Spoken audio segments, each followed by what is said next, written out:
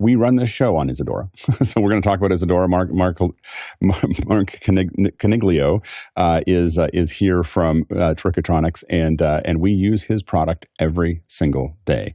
This is the brain that runs this show. So I want to make sure that we have a slight leaning towards this product because it is so important to our show. It has really transformed what we can do.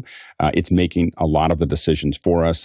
Traditionally, something more designed for theater, but we've used it for broadcast, and so we're really, really excited to have Mark back. Mark, welcome back to the show. Thank you, Alex. It's very good to be back. Yeah, and I remember Mark was here the first time, same room, same setup, and showing it to us, and our mind was getting blown. Andy and Tlaloc both were talking about how great Isadora was, and when we were just excited to see it, and now coming back years later, we're deep into it, and it just really is integral to what we're doing. Now there's a new release of Isadora as well as IzzyCast. Yes, that's correct. Can you give us a little overview of what you've added, what you've changed? Yeah, I mean, the big ticket items, the two big ticket items are what we call IzzyCast, which is our implementation of the Zoom Video SDK to allow you to transmit many channels of 1080p video with individual channels of audio. And the extra special edition is that you can send data. So you have the ability to, but the thing is, it's right inside of Isadora so that you can work with these materials inside of the program instead of trying to send them out to someplace else or do something else with them like that. And to be clear, you don't even need a Zoom meeting, right? This is just connecting to Isadora. I'm all ready to show it to you as soon as you ask me to show it. Show it to us. Okay. I'm going to share my screen. Hopefully that's going to work. Hold on. I want to hide one. Need to hide one window. 1 second. This one. Okay. And share the desktop. Okay. So what we have is this is a demonstration patch for IzzyCast.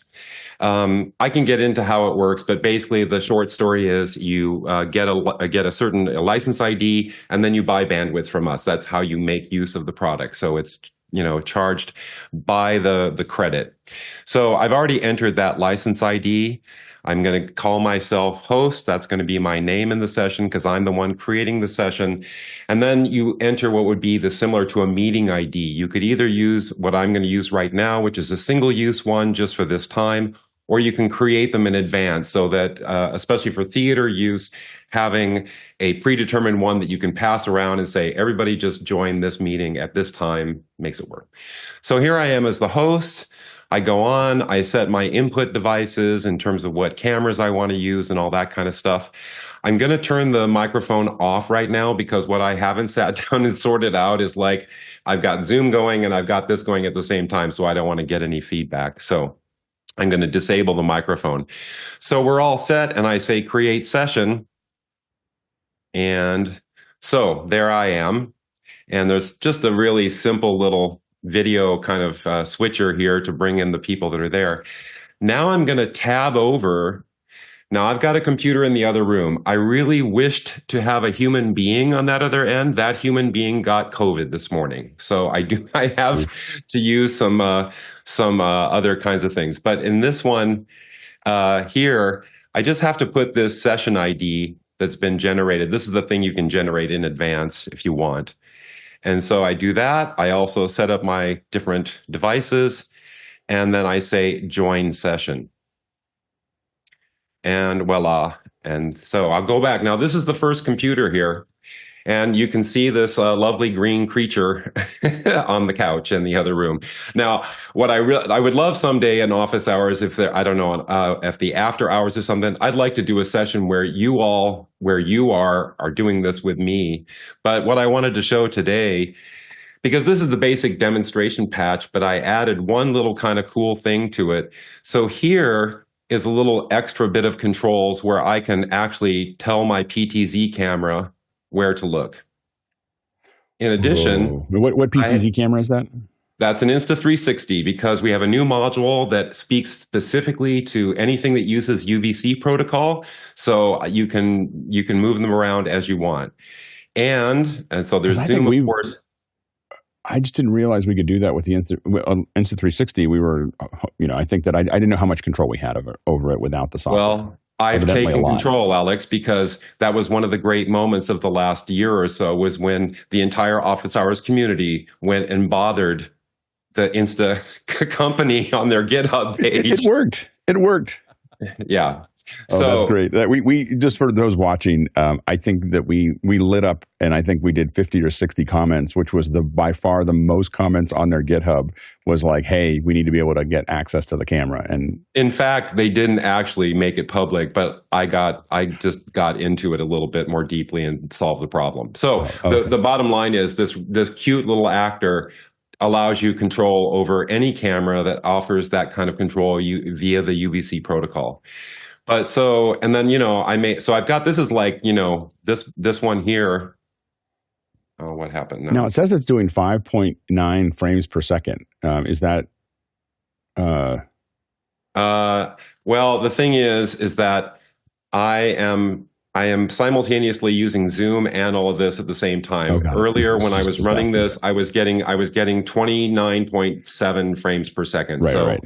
Hopefully you can let that go for the moment. Yeah. No, I was just curious if it was some kind of adaptive thing or something like that. Running Zoom at the same time you're running basically Zoom again is not actually the recommended thing to do, right? Now, how many feeds can you send? Is it just computer? In theory, CPU they offer 16. We've never done 16. I mean, I don't know if that's really possible, but we've definitely done 7 and had good frame rates from everybody. And what computer are you using? There it went back. It's back up to 21, 22, right? Yeah. No, absolutely. Well, and what computer was doing 7? Was it a Studio or a Mac Mini? When you said you could do it. Well, everybody was on a different machine. I mean, the 7 participants were on different machines, so it was like an M1 and a Windows machine, and we were on all kinds of different machines at that time. Got it. So that was the receiving end of that. So. Yeah. But you can send multiple outputs too, right? From the not yet. So on a given instance of Isadora, you can send one channel of video out. Yeah. Got it. Okay. That's a limitation currently of the Zoom Video SDK. 4 months ago, or maybe more, 6 months ago, they introduced this API that supposedly gives you 4 cameras. My experience was I could not get it to work properly. But I must say, I haven't revisited this. But the fact is, it's in the API. So that tells me they're going to get it to work. And as soon as that works, I'm going to make it so that you can have this. Because Alex, I remember your wish. You said this to me. I want to have a mini Mac with 4 Insta360s and I want to be able to control it. You are going to get your wish. I'm waiting. I mean, you can do it now, Alex. It's just that you'd have to run Isadora 4 times. You'd have to make 4 copies of the application because you can only have 1 video input at a time. There's something always, there's other things that I've had that you can do that with, and it always kind of just worries me. Like I always go, I'm doing something that isn't built for. But I can see that it would work there, but you could theoretically have, for instance, 4 Mac Minis, as basically CCUs. Yeah, but obviously it's nicer if you just have the one machine and 4 cameras, right? Oh yeah, it's nicer. But I mean, I think but either way, you're not dealing with an interface. You're simply just opening this up and it's sending that signal out. And so you could build a show from here, from the kind of show we do here in some cases, but with direct inputs. Correct. That's right. And I mean, the thing is, like, I've got this, like I said, I have this kind of cheesy little video switcher. So here's me. Hi, that's me. And then here's the guest. And then I can do like this and bring them in. I also have a nice little user actor, which I didn't include here, for doing lower thirds. I mean, really, you could quickly whip up a show. And if you have more than, 2, it just will stack up all the images together as you bring them in or out.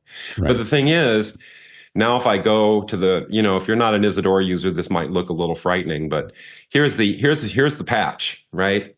Right. Which also allows me to show one other new part of Isadora, which is the new coloring of all the actors, the curved lines. We did a kind of a facelift on the user interface to make it look more modern, a little easier on the eye. And Talak, who will speak later, says he thinks it's easier to figure out where your wires are going in the patch. But anyway, I thought you would like those curved corners there, Alex. Very nice. I was going to mention and there's a lot of logic in this to make this work, but most of it is actually to make the control panel look so nice. I mean, I tried to make an app here so that people would open this, be able to get into a session and see it work really quickly, because in fact, it only takes 2 actors to create a session and 2 more actors to join a session. We have a video on YouTube already about building a patch from the ground up, because the reason I'm trying to make this point, here are the video signals coming from the various users down here into this little presenter actor that I made, right? But you could be projection mapping with this. You could be taking those videos and doing effects on them. You could be doing anything because it's in Isadora, and anything that Isadora can do, you can do with these video signals coming from the people that are participating. And you could record the video too, record the video and audio to drive. Yes, we don't actually have yet. That's on the roadmap. We have the ability to record the video output. We don't have the ability to record the audio output directly yet. Got it. Very good. But the last thing I wanted to show with this, and then that'll kind of complete the demo, is that I also made. By the way, these controls that I added to control the camera, I did this in an hour and a half this morning. I added this whole feature just for this show. But you can also, if you position the camera here somewhere and, set the zoom and everything and adjust the light level, I can save that as a preset. So I already saved some presets so that if I click on it, there's Mickey, and I'm going to look over. And you can make that as many. Right now you have 3, but that's just because that's what you put in the actor. But you could, you have a whole slew of them. And those could be automated. So if you had a show flow, you could sit there and just go next, and it would just exactly. You could totally set up however you want to do it. Yep. So but I say that I added that this morning because I want to do something cool. I want to show how we can send data, because I guess I should make this super clear. You have to imagine where the green figure is. That's in another city. I'm here, I'm the director, and I'm saying, okay, I want to tighten up on the green figure. I want to increase the lights and make it brighter. Oh no, that's not good. It's too bright. Let's take it down. Great, that's what I want. And I save my preset. I've now got this set up, and I've got a high quality feed, which, by the way, it's going at 30 frames a second again. I just point that out. I have a high quality feed, and I'm now ready to do, like, for example, a remote interview with someone and get that recorded down so I can use it for who knows what, right? But that's the point, is I'm controlling every aspect of the setup from my remote location. Well, and again, and that could also, because it's Isadora, that could be tied to physical devices. You could have things that control those, right? I mean, you'd be able to interface with a variety of things. You could have anything that you can think of. I mean, I don't have one, but all the L and Ryan on the team all have. What's the little box? Little Stream Decks. Yeah, they all have Stream Decks. And, they use those all the time with Isadora. But it could be anything that Isadora can listen to: open sound control, MIDI, serial data, that kind of thing. So you can have that's important to point out that when you say the light level, you just move the light level. And some people might think that you mean exposure. But you're actually sending DMX control across this portal and sending it out to a light at that location. So correct. If that's far more impressive. I'm glad you pointed that out. Let's make that super clear. Actually, I think that's a really good point, because here's what's actually happening. Sorry, I got to find the exact spot. So here is our little JSON actor that bundles JSON data. And I'm going to make this bigger so you can see. See, can you see where it says light and there's a number? Yes. Yeah. So watch, if I go over here and I change the light level, it's just changing that JSON message. It's a little string, right? It's just the numbers encoded as a string. And then that is going to the IzzyCast broadcaster, which has 2 data inputs. The first one we use for the chat window, and the second one is for this data, and for the same thing for the PTZ cameras. I'm just sending 3 numbers, pan, tilt, zoom, and sending them to the other computer where it's actually telling the camera to move. But yeah, so that JSON's being then reconverted to, and is that doing like an ArtNet we just using Isadora's ArtNet actors directly to go into the light to control it. Yeah. And if we turn back time to 2020, when I was trying to make a show with 10 people in their dorm rooms and control the lights that they had, I would have loved to have had this process, because it would because all you can have change. been It's not just all-encompassing. exposure. You could be changing the colors. You could have them. You could have a person on the other side, and suddenly there's a police that are coming, or something, and it could be flashing. It could be doing. There's lots of things. We're not just talking about making it a little bit brighter. It could be doing any effect that a DMX controller had. If you had a moving DMX controller, you could be activating those things, right? But not only that, like here I'm zoomed in. Here I'm zoomed in on this new actor that does the control of the webcam. These are the controls that are available. Not only is there pan, tilt, zoom, and autofocus control, but if you turn on this image control part, if the camera supports it, you can control the auto exposure, the iris brightness. You see what's listed there. All of those parameters become available for control remotely. And it could be, and again, it could be mapped into anything else. You get one of those little cord boards or things with little dials and sliders, and so you could select somebody and start adjusting all of their color, exposure, etc.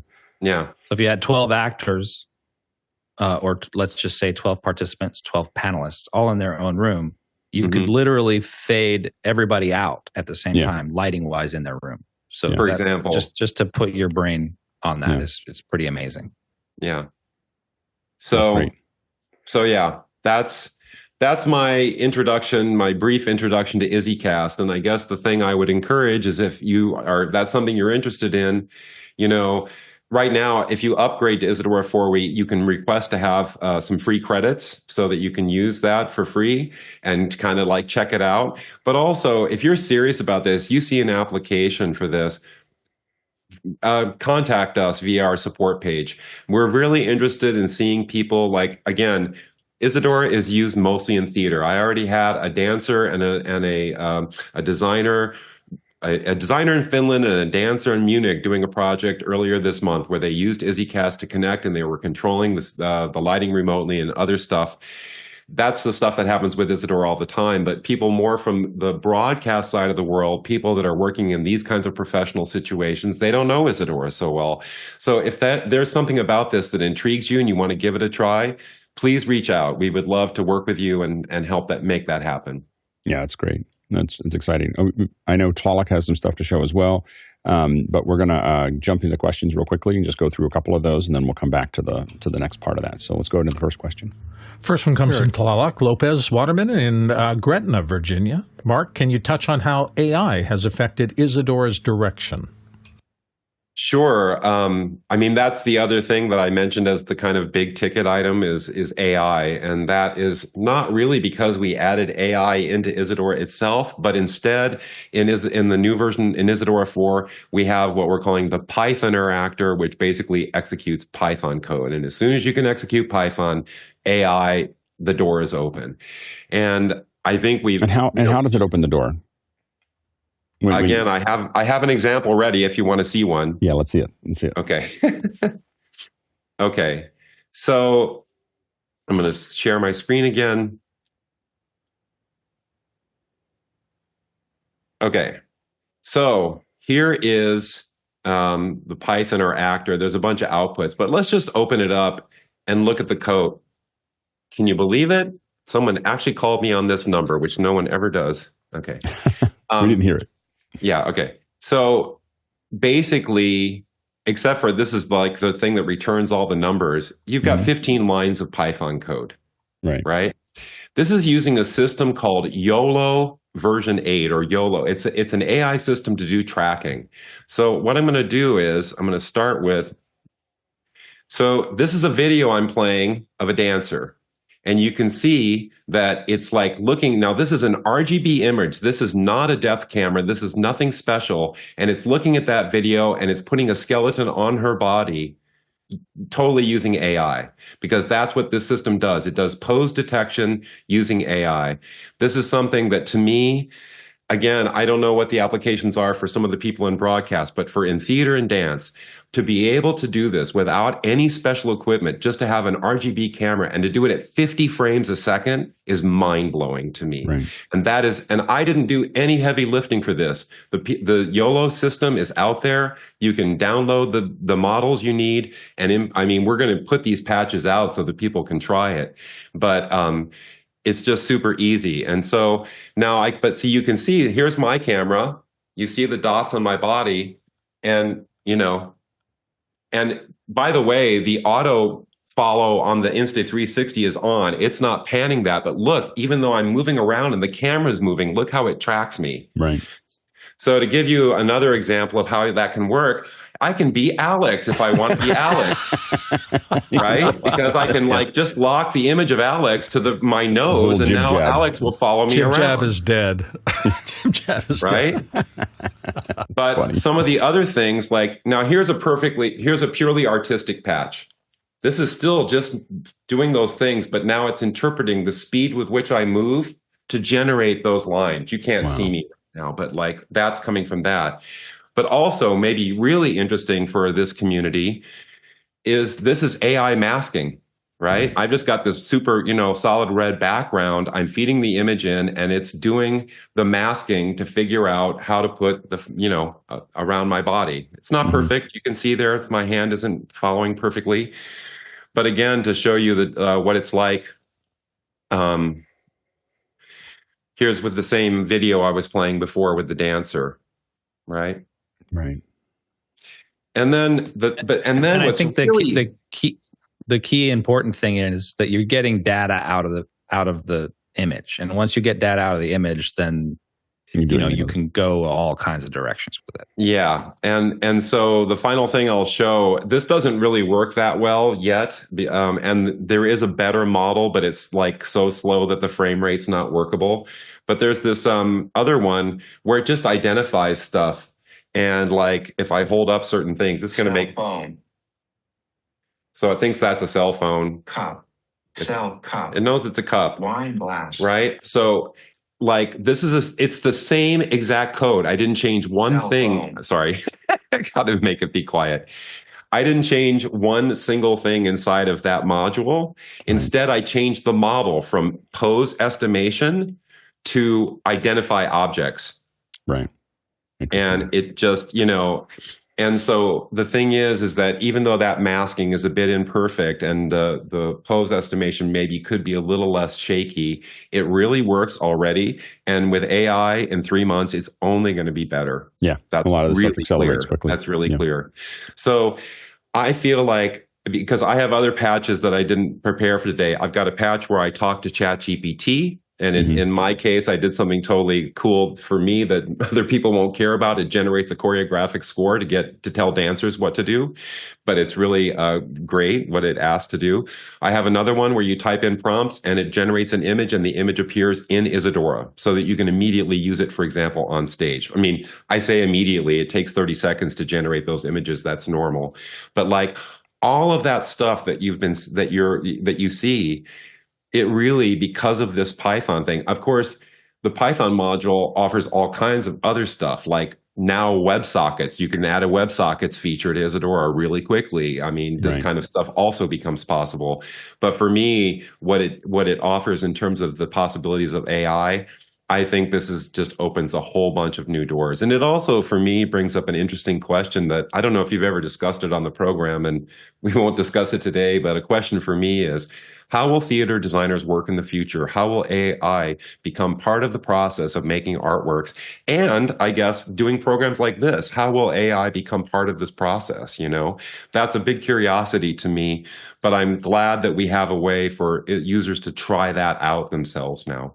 Yeah, it's really, really interesting. Yeah, and I do think there's so many places to be reactive, with AI, where it can be responding to what the audience is doing, responding to what the artists are doing on stage, responding to those things, and building out something that's much more complex than something and it could be different every night, because it's a dance with with what's happening at a level that we haven't been able to do before. Well, I think, this is what I've been doing for my whole career, Alex, is trying to allow dancers, live human beings, to control stuff on stage. That's why Isadora came into being, right? But now you're exactly right. It's not just the performers, it now opens up to be possible that the audience becomes part of it. I mean, I know for a fact there's an AI system. I don't know how well it works, but that supposedly looks at your face and analyzes emotions. And one artist that I've been talking to wants to put that on faces of members of the audience so that as they're watching the dance, their emotional response is getting fed back as information to the dancers to affect the way that they perform, for example. Yeah.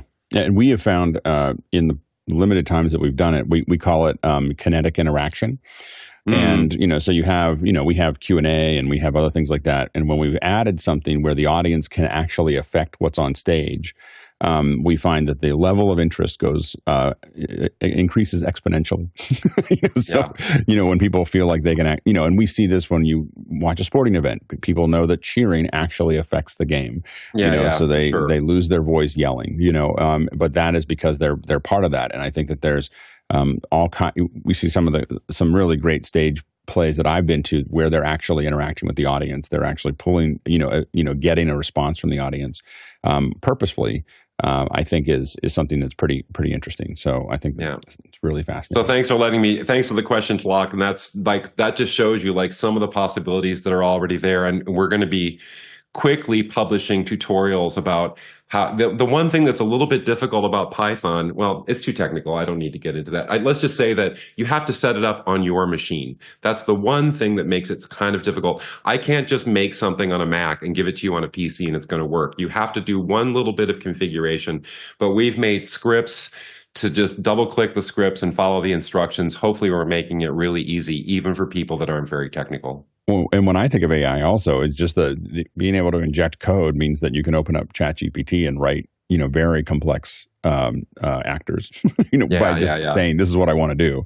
I opened up ChatGPT and had it specify Tetris and then have it write it. And it wrote me a workable Tetris. So so a lot of things can be really interesting there. Let's jump into the next question. Sure. Chad Lafarge in Columbia, Missouri writes in, how many live concurrent 1080p participants can I expect IzzyCast to support in a given session? Or what's the math I can use to determine that safe baseline?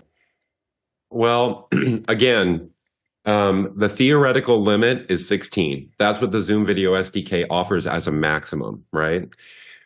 We've never actually had that many people on at the same time. We haven't stress tested that. Like I said, we've done 7, and it looked good to us. It sounds like an after-hours project for us. It sounds like we need to, maybe when L is that's a good idea. I'm sure we can get volunteers to like hook it up and see how far we can go, right? Yeah. But I think I'm hoping that for sure 8. I mean, I think that we really just need to try it. But what I can safely say is that we did it with 7 and it was working well. Yeah. And I think because the other thing that's important to say, I didn't spend any time on it, but just to say, every channel of audio is individual. You have individual volume control over every single person. And if you use Isadora's multi-channel output system, you can output that, for example, to a multi-channel sound card so that each person is coming out on a separate channel and you can put it into whatever mixer you need or anything like that. So in addition to the separate channels of 1080p video, you're also getting an individual channel of audio that you can really control. That's great. Next question. Tlaloc Lopez Waterman in Gretna, Virginia writes in, how has the control panel changed in Isadora 4? So this is a control panel. And actually, this control didn't get updated before we put it, like this little two-dimensional controller didn't get updated. But that's kind of how it used to look. A little bit square, a little bit kind of like shaded in that way that kind of it's dated, right? It's like that's definitely in the 2000s, the look of this control.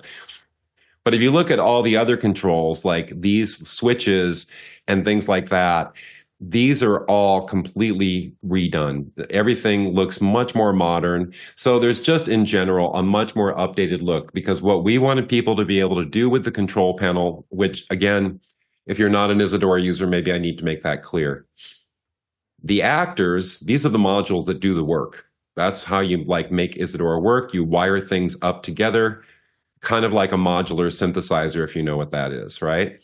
But then we have in a separate window or a separate section, this control panel, which allows you to make easy to use user interface where people can click buttons and do stuff inside of that. So, but the other thing that's different is that before, whatever controls were there. They just never disappeared. Now you have the ability to put them in a group, and you can see here how these buttons appear when I click on this. So you can actually make a custom control panel where things show up or get hidden or shown so that you can, make the things appear that need to be there. Yeah. So, and the other thing that's important though, we've got all these different devices, right, that you can choose from. The camera, NDI video, Insta360, etc. Used to be that you had a fixed list. This list in the pop-up menu was unchanging. But now there's a way to get that to listen to. So here's the IzzyCast. So it's looking for what's available, what cameras are available. Well, like here, if you look here, this is the IzzyCast create session. It populates this list with the devices that are available. But that information now propagates backwards into the control so that it automatically appears and those lists are automatically updated. That's actually a big change to be able to allow it to be really dynamic. So it's a lot of we made a lot of changes. I mean, there's actually a lot of control over the way those controls look, much more than before. It's a much more modern look, and you have this ability to really design it using these the ability to hide and show the different controls as a big group. That's great. Next question. Robert Oler in Houston, Texas says, back up a little, please. What is Isadora? How do you explain that? That's okay. Well, here. So Isadora, just to say it really quickly, I was trained as a composer. That's my actual formal training. I happened to be a programmer from the time I was 16 years old. I was making all this work with interactive theater. And there was no tool 25 years ago that worked the way I wanted it to work. So I'm like, I'm going to make my own thing. And I did. And I called it Isadora. It's named after Isadora Duncan, who is well known in the dance world as the mother of modern dance. She's the one who takes her ballet shoes off and dances barefoot. Yeah. And changes the history of dance. So I created the software for myself. I never had any intention to sell it. But because the dance company was kind of well known within its circle, people were like, oh, could I have a copy? That's so cool. And I gave several away, and I thought, okay, I'll start selling this. Maybe that's a way to put a roof over my head. And that's what I did. And so the thing is that what was important to me was this. One, everything had to be in real time. You had to be able to take data, in my case, from dancers' bodies, but it could be from anything like little control surfaces that you all use for your kind of production, real-time input and gave an immediate response. That was the thing. And I wanted the ability to really have this flexible programming world where I could think in terms of not lines of code, but of flows of data. And that's why you see when I've shown earlier, hopefully the question asker saw this, but you see these modules and these wires going between them. You don't program Isadora with text. You actually program it with a flow of data. And because the most important thing is in a theater, I mean, of course, I was the director, or I was the co-director along with Don Stoppiello of the dance group. So we didn't have this problem. But if you're a designer and the director goes, I want this now, you need to be able to make it right now. And that's what Isadora, I think it is such a fast way to prototype a new idea, to be able just to try stuff and hook it up, because it's not going to blow up if the worst thing that's going to happen is it's not going to work. So it's all about these modules, being able to control the flow of data, taking real-time input, and being able to manipulate video, audio, light, whatever. Yeah, I don't know. Does that you all know it too? You can give a different answer. I know that when someone asked me what Isadora was a couple of years ago, because I was talking about how we were using it for the show, and the way I said it, I concatenated it into a very small thing. I said it's a real-time nodal logic engine, and I was like, that's how I think of it. Is that it? I have a bunch of nodes, and I'm being able to build all this logic, and it all works in real time. But Tolak, what's your take on this? I would say that it is what you make it. That's the first thing that I would say, because when you open it up, it's a blank slate. And that's the thing that is most daunting, I think, for folks. And it was daunting for me when I opened it up. And I started using it in order to make things that didn't have a way to be made in any other way. Because in terms of projection design, which is where I typically use Isadora, there are a lot of projection design softwares that are much more linear in thought process. And so with Isadora, I can take different kinds of inputs and different kinds of images and different kinds of outputs. And I can essentially have Isadora be the wheel of the hub and output and input information from the hub of the wheel. I said that wrong. Going in and out. And so it is essentially like a train station or air traffic control in your system, in your process, in order to be able to move around all this kind of data, images, etc. And one example I'll give real quick is a director said to me of an opera, we need to be able to put the super titles above only the singer that's singing them. So I needed a way then to send the super titles in. Usually they just happen on PowerPoint. But we were able to send the data in, work on it, figure out where it goes, send it to the right place, and then it would come up over 4 different spots on stage so that it would only happen over the particular singer. So it's that kind of way outside of the box thing that Isadora allows you to do. Yeah, and for this show, what you're seeing, in action most of the time is that we're feeding it data. What questions coming up, who's talking, who's raised their hand, all this stuff. That's all being fed into Isadora, and Isadora is making all these decisions. But there's also the commands that are coming from Universe.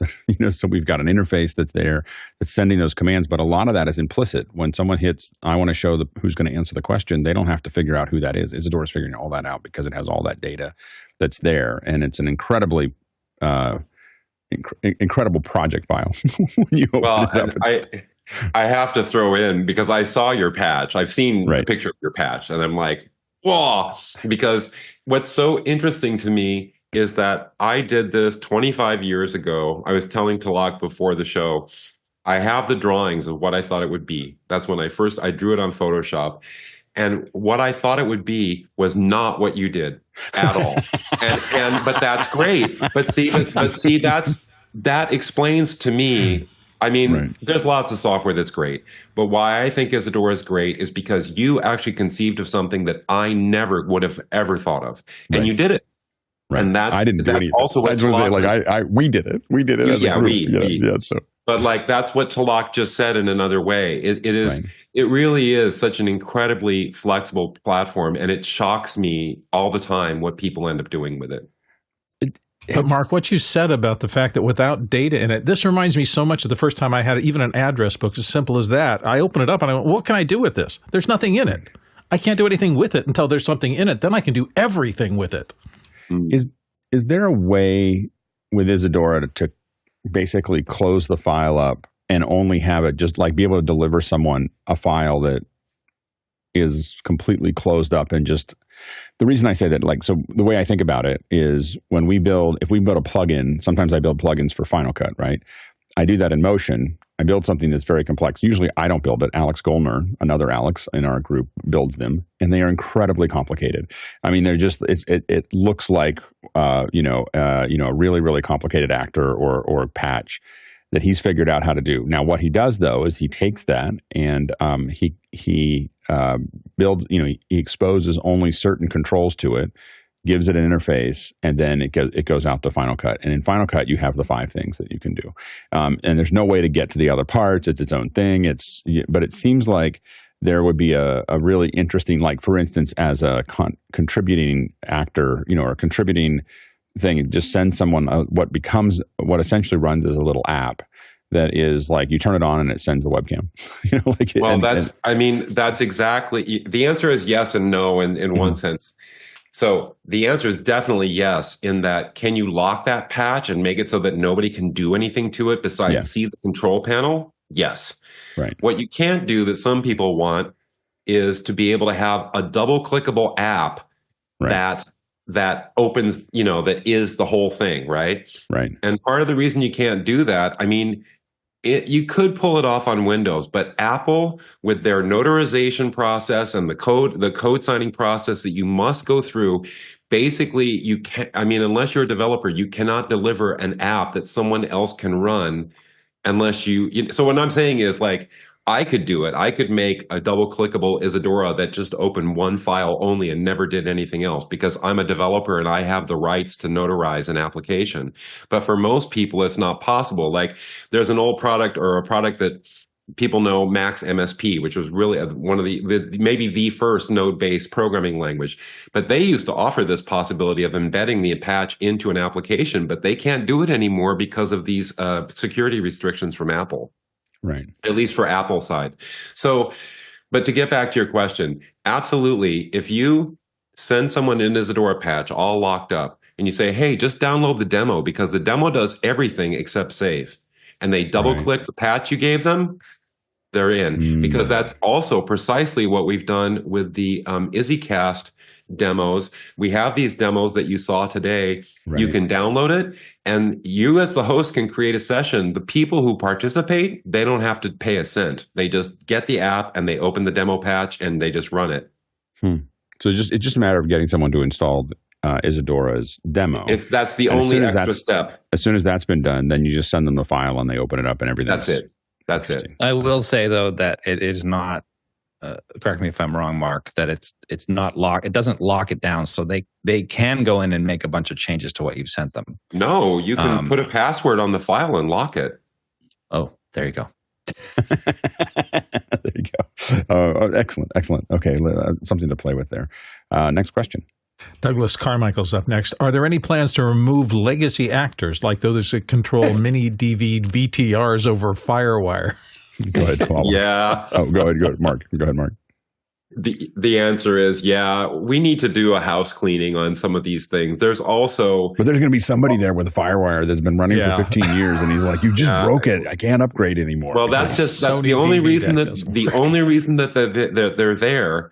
I mean, we don't support it, but you can actually still run Isadora on 10.12. It still works. On macOS 10.12, it still works. And you can, and of course, Windows is never an issue with these things. And so some people might actually still be relying on these things. But there's another whole thing where at a certain point in the history of Isadora, we decided, because in most computer graphics, Y went this way. Positive Y was this way. But in the real world and 3D graphics, positive Y is this way. There's a little mix-up with some of the actors from the old days and the new days. I want to clean this up and fix this. So to answer your question, we would like to do some house cleaning. But, the IzzyCast project was more than we thought it was going to be. It slowed us down. It delayed our release date for sure. And we just wanted to get the software out at a certain point. That was really important to us. I mean, I looked it up today to see when Isadora 3 came out. It was 5 years ago that we released the first version of Isadora 3. Now, there's been many updates since then, right? But it was a long time coming. I would have liked to have released this last fall, but with IzzyCast, we had to start dealing with servers and things that we never dealt with before, and it definitely it was a little bit more complicated than I first expected. It's really exciting, though. Really, really exciting. I think that one thing that's interesting, again, if you get to a point where it's recording audio and video, it is a kind of a way to do double ending, that we would hope that Zoom would do someday. Be able to, so if I want to do an interview with you, I could have you download IzzyCast and open it up. And then you're in a conversation with me, but it's recording your audio and video to your drive. I see. Yeah. Okay. That'd be super useful for us. Yeah. So it's a constant issue for us. Yeah. Okay. So next question. Next one comes from David Brady in New York City, and David wonders, would AI masking be used to obscure faces dynamically? For an example, in some communities, showing kids' faces on the news is discouraged, and this would be useful to do it live rather than in post.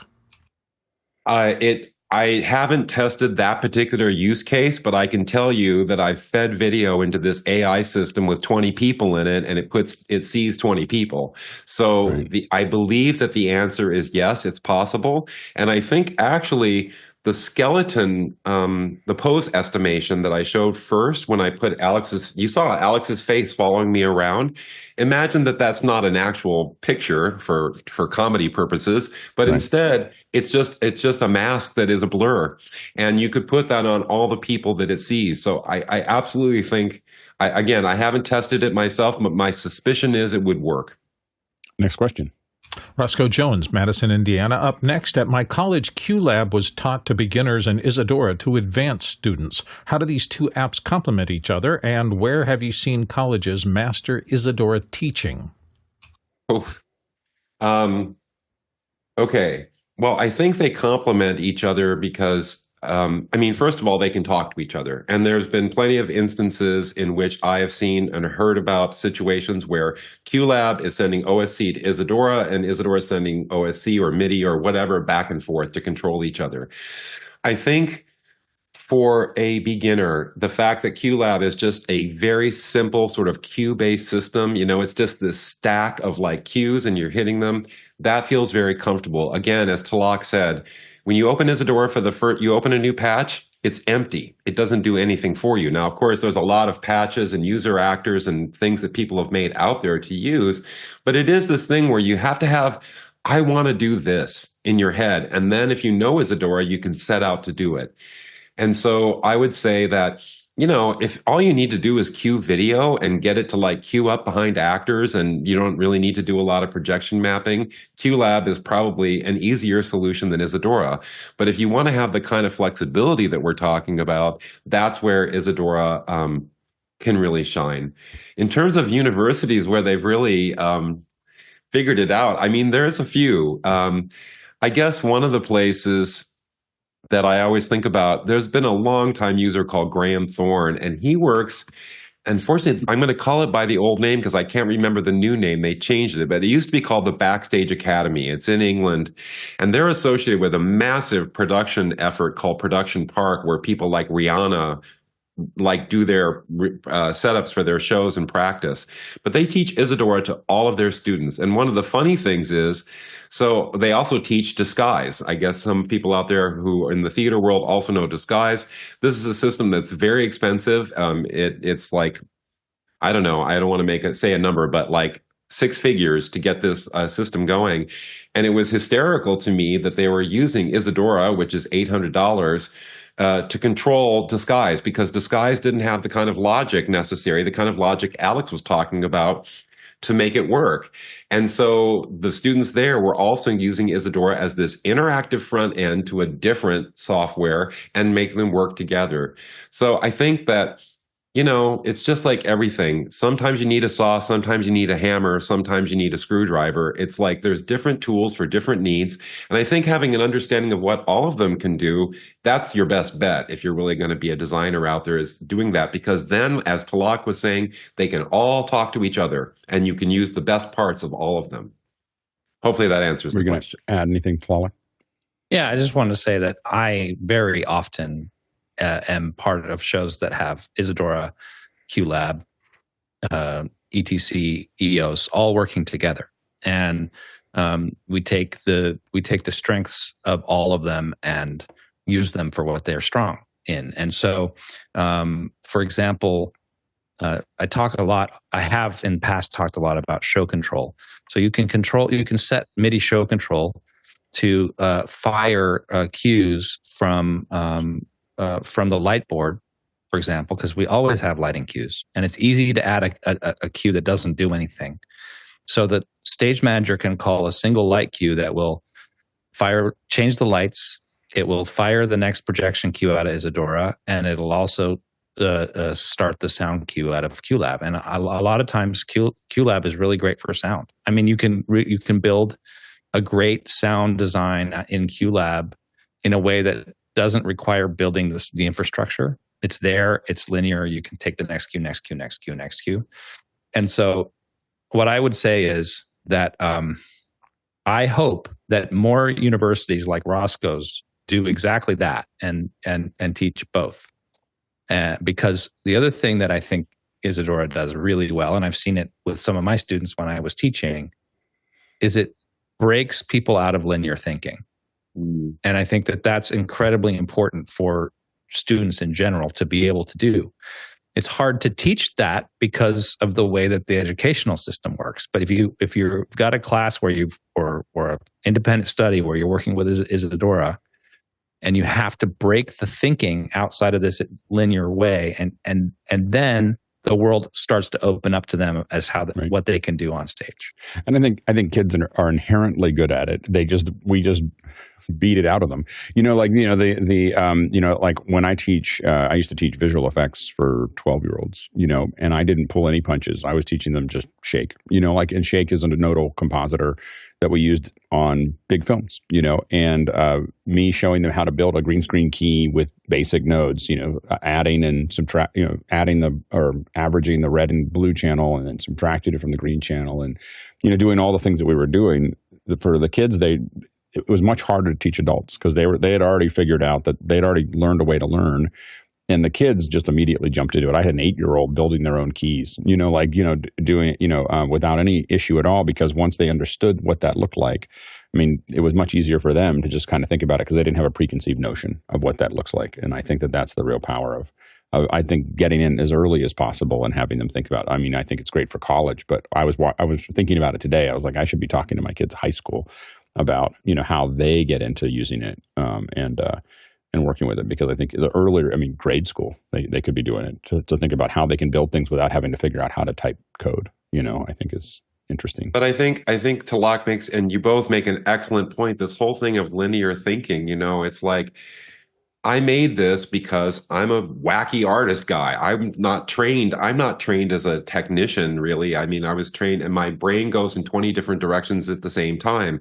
And that's why Isadora is like it is because it's actually a reflection of how my brain works, unfortunately. Well, and it was, when I learned Shake was what my reference to this was that when I learned Shake, I was like, I don't understand. I can't even figure out how to import a file or export a file. I don't understand any of this because I was used to After Effects. Load a bunch of layers in and run it out the other end. Within a couple months, I look at After Effects like this super little box, this super like constraining little box that I could barely get to work because I was so used to having Shake where I can say, I want to take the attribute of this and attenuate I want to attenuate some random thing over here based on what's happening over here. And that was something that I couldn't do in After Effects, and so it was, we're running out of time. We'll go to the next question. Okay. Tyler Darlington in San Diego up next. Does Isadora support PlayStation 5 and Xbox controllers in macOS? I don't know. I think I know I've hooked a whole bunch of game controllers up to Isadora. Right? There is a system for doing it sounds like a disease, but it's HID, Human Interface Device. It has an inputs for that. And normally all game controllers show up that way. I don't know if those specific ones do that you just mentioned, but I've really hooked up like at least 20 different kinds of little like game controllers into Isadora as a control surface. So I probably yes, but I'd have to go try the exact thing you're saying to be sure. Next question. Douglas Carmichael, did you ever consider the use of WebRTC or a similar open peer-to-peer standard to sidestep the need to pay for Zoom? I'm thinking an open option could be very useful for small-scale and student productions. Yeah, here's the thing. Part of it is Andy Carluccio is a great guy. He works at Zoom and he's a friend of the company. And we really set out to do this. Anyway, it doesn't matter. We went down the Zoom road because here's the one thing I know, and please, After Hours people, tell me if I'm wrong about this. But like one thing about Zoom, you plug it in, you turn it on, put it into a network, and it works. Yeah. There's no configuration, there's no proxies, there's none of this stuff. It just connects and works. And I wonder, I don't actually know, I wonder if other protocols like that would work as easily. I don't actually know the answer. The fact is, the answer is simply the video SDK became available. There was a particular Isadora user who was willing to support this project because they needed it for a thing, and that was part of the negotiation. And Andy was there, newly at Zoom, and it all kind of came together. So that's the road we went down for now. And we're really also, but I mean, Alex and I talked about pricing a while back. If you're really going to do a big production, because, it's easy to use up 10,000 credits, actually, it's really cheap. It's less than 4 cents a minute, I don't know. I don't want to say the number because it's on our website, but it's something like that. If you purchase in bulk, you get a pretty good deal. And, because Alex was telling me about some systems that cost way more than that. We've tried to, with everything with Isadora, we try and keep it as cheap as we possibly can. Every time. That's always a goal for us. We want artists to work with the system. So, but specifically to answer your question right now, no, we have not considered it. I think that this was a good first step. And if this really proves to be something, if people really start using it, we could consider something like that, like using a peer-to-peer protocol. Yeah, I think that the big thing is that fundamentally Zoom just works, and it's the same thing. Traversing those networks is not something that is trivial, and I think that I think that Zoom as a back end, using it this way makes the most sense because you don't want to be trying to figure that part out. You just want to turn it on, and it's so common. Just dealing with the accounting almost killed us.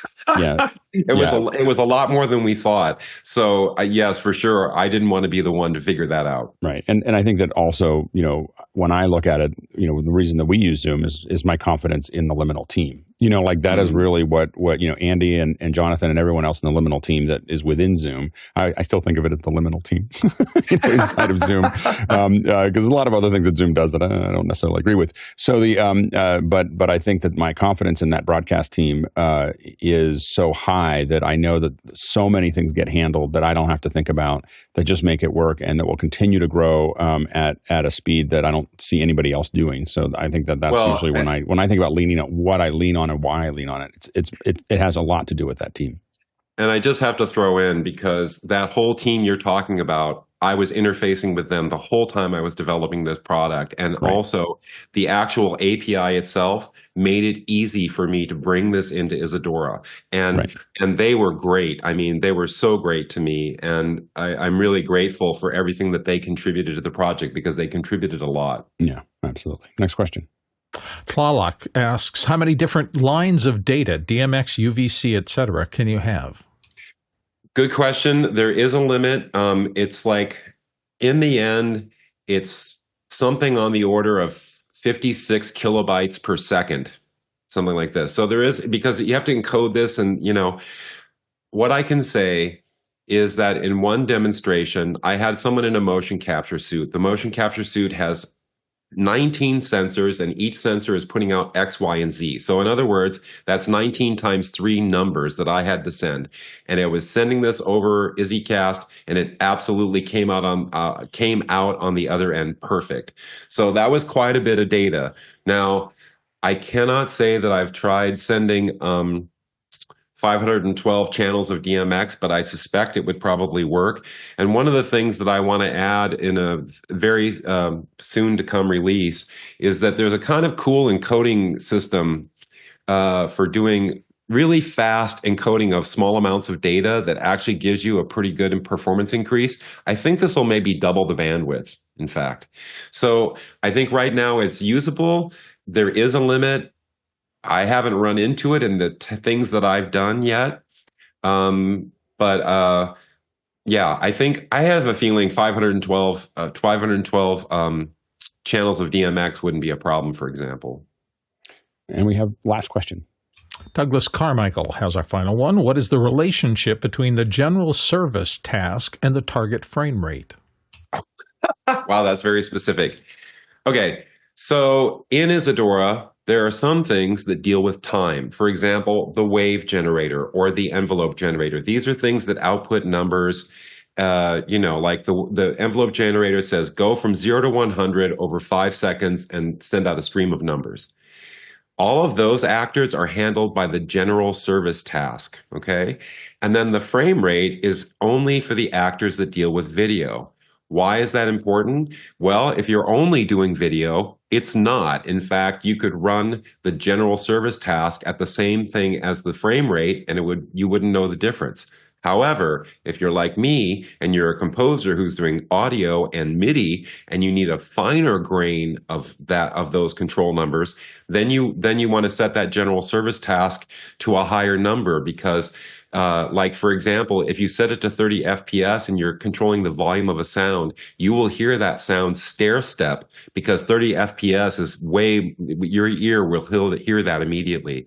So let's just say the general service task deals with time in general, and the frame rate is about dealing with video frames. Hopefully that makes it clear. Yeah, it totally does. Mark, thank you so much for joining. That was really totally my pleasure. Great to see really excited. you. And people can, when they're watching, we are going to figure out some after hours projects with IzzyCast. So I think we need to stress test it and get it all the way up to 16.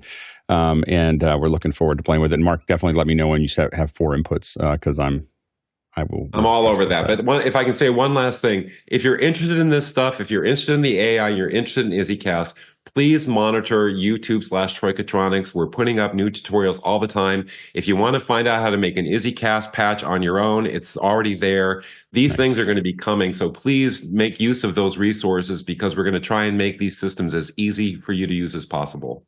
It's awesome. Very, very, very exciting. So I'm really glad you were able to make it onto the show. And we can't wait. Next time you have an update, even a small one, let us know. We'll make sure to get you back on to talk about it. But I'm really excited about doing something with the team. Let's figure this out. Let's see if we can actually get 16. Yeah, well, I think we got to go for 16 next couple weeks. So stay tuned. We'll let people know how that goes. All right. Thank you to the panel for being here and being part of the conversation, both in the first hour and the second hour. Thanks to everyone who asked all the great questions, kept this going. I realized pretty quickly on in the second hour, first hour, we have so many questions we were just digging through. In the second hour, I saw them starting to stack up. I was like, we've got enough. We got to get going. So it's great work by the producers asking those questions, and thanks to the incredible team that uses Isadora along with many other tools to make this show possible. So there's a team developing the tools. There's a team that's running the tools. There's a team that's managing who's going to be on the next shows. And we just really appreciate everybody's contribution. We can't do it without you.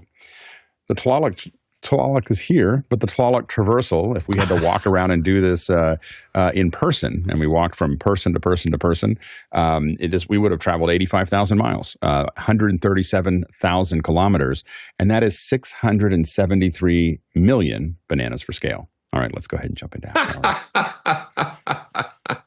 hours. He's hiding behind the program bus. That's been confusing me the whole show. Is he gone? Is he back? That's great. That was good. That was great, Mark. So excited. Yeah, okay. a lot of fun to get back on the panel after a long time. Yes. Good to see your face again, dude. More, please. Yeah, and also good that you made it out of the farmhouse, Tlaloc. Yeah, there was a whole thing about a farm, and I had to rush to a hotel. So that's why I'm here today. There's a story behind that. We can tell. Are we off the air now? Not quite.